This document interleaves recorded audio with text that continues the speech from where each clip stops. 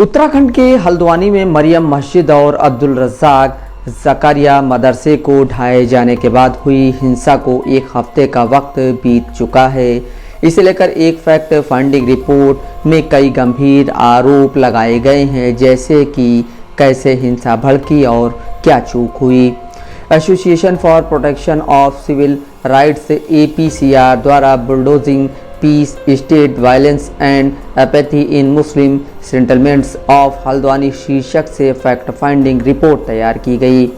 Fact finding team में APCR के नदीम खान और मोहम्मद मुबशिर अनीक, कारवाने मोहब्बत के हर्ष मंदर, नौशरण सिंह, अशोक शर्मा, कुमार निखिल और नागरिक अधिकार कार्यकर्ता जाहिद कादरी शामिल थे, जिन्होंने 8 फरवरी 2024 को हुई हिंसक घटनाओं पर अपनी अंतरिम रिपोर्ट जारी की है।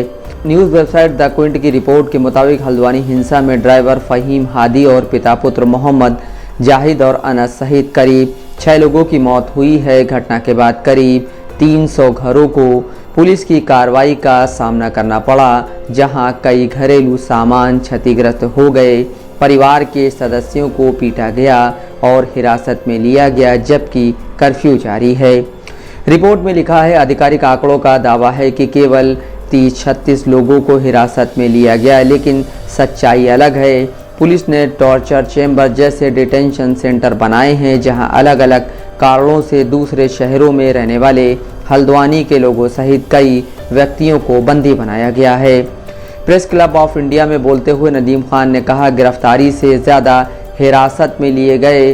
सूत्रों के मुताबिक करीब 15 किलोमीटर दूर एक स्कूल है, जिसका इस्तेमाल एक सेंटर के रूप में किया जा रहा है, जहां लोगों को रखा जा रहा है।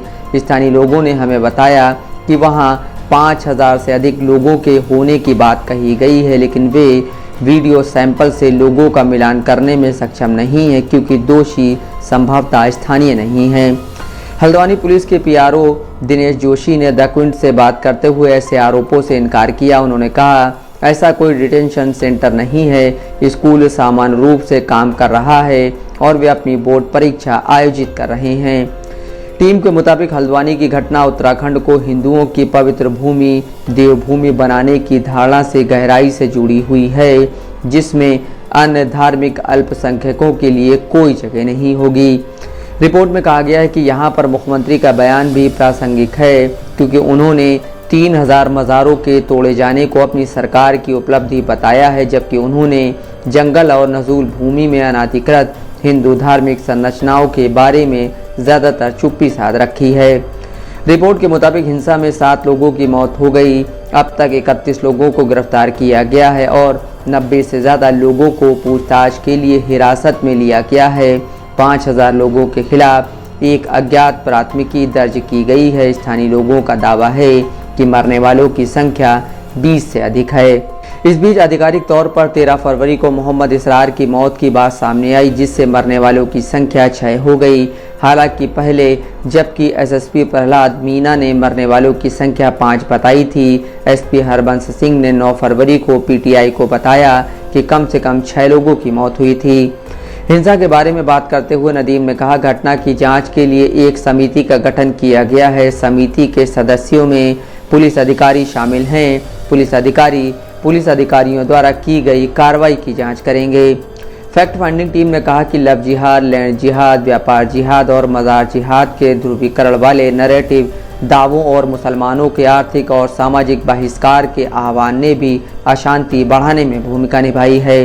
नदीम खान ने बताया, पुलिस ने स्थानीय मुस्लिम महिलाओं द्वारा किए गए विरोध पर सवाल उठाया है, लेकिन ये अचानक नहीं था। स्थानीय महिलाओं ने शहर में CAA विरोधी आंदोलन के दौरान भी विरोध प्रदर्शन किया था। इस बार उनके साथ दुर्व्यवहार किया गया और उन्हें पीटा भी गया। उत्तरांचल द्वीप के पत्रकार सलीम खान के घर भी पुलिस घुसी। उनकी पत्नी और बच्चे पुलिस का शिकार हुए और उनके हाथ टूट गए। सरकार यह दावा कैसे कर सकती है कि कर्फ्यू और देखते ही गोली मारने के आदेश अभी भी प्रभावी हैं और स्थिति शांतिपूर्ण है। एक और घटना हुई थी, जहां पास के एक मुस्लिम परिवार की शादी में उसी भीड़ ने हमला किया जिसने पुलिस स्टेशन पर हमला किया था। स्थानीय लोग और पुलिस हमलावरों की पहचान नहीं कर सके, जिससे पता चलता है कि हमलावर बाहरी थे। अगर भीड़ या हमलावर मुस्लिम समुदाय से होते तो वे अपने लोगों पर हमला क्यों करते। इसके अलावा फैक्ट फाइंडिंग टीम ने कहा कि हिंसा के दौरान शहर के अलग अलग इलाकों में लगातार पुलिस फायरिंग हुई और 2 घंटे में लगभग 1000 से 2000 राउंड फायरिंग हुई। हालांकि मीडिया ने केवल 350 राउंड फायरिंग की सूचना दी। इसके साथ ही शाम 5 बजे के आसपास जानबूझकर बिजली काट दी गई थी, यह अनुमान लगाते हुए कि शाम 7 या 8 बजे तक सभी इन्वर्टर की चार्जिंग खत्म हो जाएगी। ब्लैकआउट के दौरान कुछ लोगों ने थाने में आग लगा दी। यह भी विवादित है कि पुलिस ने कब गोलीबारी शुरू की और कब देखते ही गोली मारने के औपचारिक आदेश दिए गए, क्योंकि कोई आदेश सार्वजनिक रूप से मौजूद नहीं थे। पुलिस आंतरिक सूचना पर काम कर रही थी। रिपोर्ट में कहा गया है, फैक्ट यह है कि एक तरफ मामला अदालत में विचाराधीन है और दूसरी तरफ सरकार इसे नियमित करने की दिशा में आगे बढ़ रही है। यह स्पष्ट रूप से सरकार के सांप्रदायिक एजेंडे की ओर इशारा करता है। यह पैटर्न पूरे उत्तराखंड में साफ दिखता है। इसके अलावा लंबे समय से रेलवे के इस दावे को लेकर विवाद चल रहा है कि मुसलमानों की बड़ी बस्तियां रेलवे की जमीन पर हैं। उनके प्रस्तावित निष्कासन पर सुप्रीम कोर्ट ने रोक लगा दी है।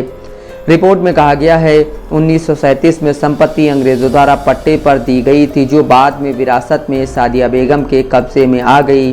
हालांकि भूमि नियमितीकरण का मामला 2006 से लंबे समय से सरकारी प्रशासन स्तर पर लंबित है। इसके अलावा बड़ी संख्या में कमाए वाले दिहाड़ी मजदूरों वाली बस्ती के लोगों को लंबे समय से लगे कर्फ्यू के कारण भी काफ़ी परेशानी का सामना करना पड़ रहा है।